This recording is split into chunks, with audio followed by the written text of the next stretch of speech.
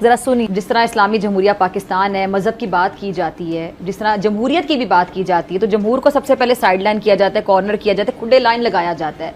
जमहूर यानी अवाम, लेकिन अवाम को ना रोटी मिल रही है, ना छत मिल रही है, अवाम लाइनों में खड़े हुए हैं आटे के लिए। और जिस तरह अभी सदीक ने बताया, यकीन जाने मेरी आंखें नम होगी, मुझसे सुना नहीं जा रहा था, और तमाम नाज़रीन के ये तासुरात होंगे, हम समेत, कि हमने न्यूक्लियर वेपन बना लिया, लेकिन हम इससे आगे के जो साइंटिफिक कंपटीशन है उसमें क्यों नहीं जा सके, या उसको क्यों अडॉप्ट नहीं कर सके।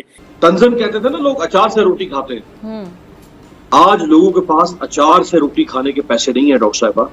भारत 2047 का गोल सेट करता है और 1947 से पाकिस्तान ये गोल सेट नहीं कर पाता, बल्कि हम तो मजीद समझते हैं कि पाकिस्तान को मुसलमान करने की ज़रूरत है। अब पाकिस्तानी जो है वो मुसलमान हो ना हो, पाकिस्तान को मुसलमान करें, कानून जो है वो बनाते जाएं। ये क्यों हम गोल नहीं सेट कर रहे। वो तो कह रहे हैं कि हमने 2047 तक जो है वो अपने आप को क्लीन एनर्जी पे शिफ्ट कर लेना है। हमारी अभी यही नहीं पता कि पावर किसके पास है। कभी फौज आ जाती है, कभी कुछ होता है, कभी अदालतें आ जाती हैं। कि एक मुल्क ने अपने गोल सेट किए 1947 में कि हमने एक सेकुलर लिबरल इंक्लूसिव डेमोक्रेसी बनना है, और कॉन्स्टिट्यूशन बनाई कि हमारी हुकूमतें हमेशा इलेक्ट होंगी। और वो उन्होंने 1952 में इलेक्शन करवा लिया। 1952 में 50 में उनकी कॉन्स्टिट्यूशन बन के इम्प्लीमेंट होनी शुरू हो गई। हाँ जी, तो उन्होंने हर जो अपने इरादे बनाए थे वो साथ साथ पूरे करते गए। ये क्वेश्चन आता है ना कि ऐसा क्या है कि नरेंद्र मोदी, जिसके पास हम कहते हैं जी चाय वाला है, वो इंडिया ने बड़ी उनकी प्रोजेक्शन की इस बात से कि देखिए जी चाय वाला, तो अभी वो वहाँ से जी एक ग्लोबल लीडर के तौर पे सामने आया है। लेकिन हमारा इमरान खान को देखें, ऑक्सफोर्ड का पढ़ा है, बेनजीर को देखें, जुल्फकार को देखें, मुशर्रफ को देखें, मिलिट्री डिक्टेटर भी तो बहुत अच्छी अच्छी जगहों पे पढ़े हुए हैं, उनका भी बहुत ज़्यादा तजर्बा है। लेकिन ये क्यों नहीं अपना डॉक्टर साहब वो मैसेज दे सके, या वो एजेंडा पाकिस्तान को 76 सालों में दे सके जो नरेंद्र मोदी जो है वो दे पा रहे हैं। ये बड़ा अच्छा सवाल है, और इसका जवाब यही है कि हिंदुस्तान के अंदर जो लोग आगे आते हैं उनका पूरा एक पॉलिटिकल उसके अंदर करियर होता है जिसमें वो आजमाए जाते हैं, और उसके बाद अगर उनमें गुर हों और कुछ थोड़ी लक भी हो तो वो फिर आगे आ जाते हैं। और एक ऐसे मुआशरे में जिसमें कास्ट सिस्टम और ये और वो इतना मजबूत हो, वहाँ पे नरेंद्र मोदी जी जो खुद बार बार कहते हैं कि मैं चाय बेचता रहा हूँ, और फख्र से कहते हैं, तो वो प्राइम मिनिस्टर भी इलेक्ट हो गए। इंडिया चांद पे जाने की बात कर रहा है, बल्कि कर क्या रहा है, पहुंच रहा है। 5 दिनों में उनका तो वो चंद्रयान 3 तो लथन-डे है।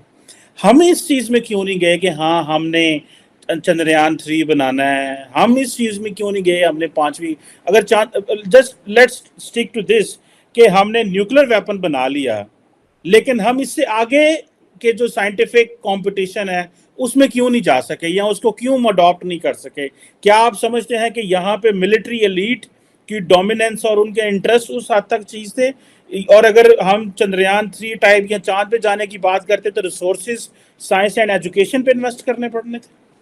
Very good question, and I think exactly जैसे आप कह रहे हैं कि अगर चांद पे जाने का प्रोग्राम होता, आउटर स्पेस को एक्सप्लोर करने का होता, तो फिर हाई एजुकेशन, साइंटिफिक एजुकेशन के बगैर आप आगे नहीं बढ़ सकते।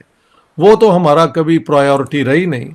अलबत्ता फौजी जो हैं, हमने मिसाइलें, वो गौरी मिसाइल और ये बना के वो जो है ना इन्वेडर्स की वो जो है लॉजिक को इस्तेमाल करते हुए कि आइंदा आने वाले वक्त में भी हमने दिल्ली पे पहुंचना है, इस किस्म की सोच में हमने सारी अपनी स्केर्स रिसोर्सेज और जो है टेक्निकल नो हाउ इन्वेस्ट कर दिए। और एक और बात है, हमारा माइंड जो है वो अनसाइंटिफिक हो गया है। यानी वो जो मौलवी हैं मुनीब अहमद, जो वो चांद का बताते हैं कि भी नज़र आया या नहीं आ, वो उसी झगड़े में है कि आज से चांद नज़र आया या नहीं आया, जबकि सारी दुनिया में चांद की पोजीशन अगले कई हज़ार साल तक पता है कहाँ होगी। But he is not, they are not willing to accept scientific वो क्या कहते हैं इंफॉर्मेशन। हालांकि सऊदी अरेबिया और ईरान के अंदर वो मौलवियों के हाथ नहीं छोड़ा उन्होंने ये सारी चीज़ें पहले से इस्टेब्लिश कर ली हैं। हम हैं जो हर तरीके से अनइंटेलेक्चुअल अनसाइंटिफिक सोच को जो है उसको वर्चू समझते हैं। और वो मैंने मौलवी मुनीब को कहते देखा कि मैं साइंस को लात पे रखता हूँ, मैं तो अपने उसी यकीन पे काम करूँगा। तो फिर वहाँ पे कहाँ पे चांद पे जाने की बातें होती हैं? जब चांद पे अभी सुना है किसी मिनिस्टर को कहा है कि भाई वो तो जा रहे हैं चांद पे, तो वो कहते हैं हमें क्या जाने की जरूरत है, हमें तो रोज नजर आ जाता है। तो इस किस्म के जवाब देंदे ने कि सानू तो रोज नजर आ जाता है, सानू उत्थे जाने की जरूरत है। ਇਹਦਾ ਹੁਣ ਚੋਇਸ ਸਾਹਿਬ ਤੁਸੀਂ ਕੀ ਕਰੋਗੇ? ਡਾਕਟਰ ਸਾਹਿਬ ਕੀ ਕਰੋਗੇ ਤੁਸੀਂ? ਡਾਕਟਰ ਸਾਹਿਬ इसका जवाब ਇਹ ਅਸੀਂ ਹਰ ਮਹੀਨੇ ਦੇ ਸ਼ੁਰੂ ਚ ਵੇਨੇ ਆ ਪਹਿਲੀ ਤਰੀਕ ਨੂੰ ਚਾਨਣ, ठीक है ना? दैट्स इट, ਸਾਡੀ ਉਹੀ ਖੇਡ ਹੈ, दैट्स इट। और वो देखें वो डायरेक्टली जा रहे हैं चांद के साउथ पोल पे, जहाँ पे जो है कोई नहीं गया, कोई नहीं गया। और वो वहाँ से एक्स्ट्रा ऐसे इमेजेस हम रिसर्च में अक्सर कहते हैं ना कि क्या भाई नई चीज़ क्या कर रहे हैं, ठीक है, सिर्फ ये तो नहीं आप चांद पे जा रहे हैं, तो वो साउथ पोल पे जा रहे हैं and that is they are adding to knowledge, ठीक है, एग्जैक्टली एडिशन कर रहे हैं जो लोग साइंटिस्ट हैं, जो इस चीज़ में जो इस फील्ड के लोग हैं। उन्होंने जवाहरलाल नेहरू और मौलाना अबुल कलाम आज़ाद जो एजुकेशन मिनिस्टर थे, उन्होंने शुरू से साइंटिफिक एजुकेशन को प्रायोरिटी दी ताकि हिंदुस्तान आने वाले वक्त में कभी किसी कॉलोनियल पावर का वो क्या कहते हैं उसके सामने मजबूर ना हो।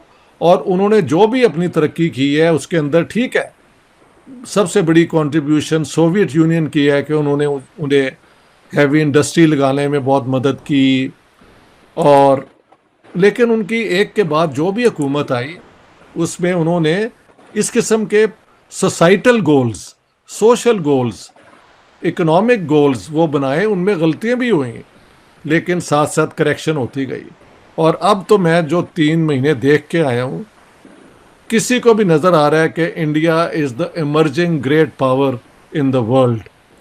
उनकी इकॉनमी बहुत मजबूत है, उनकी इंस्टीट्यूशंस बहुत मजबूत हैं। जाहिर है हिंदू नेशनलिज्म भी है, लेकिन सेकुलर जो हैं फोर्सेस वो भी अपनी जगह हैं।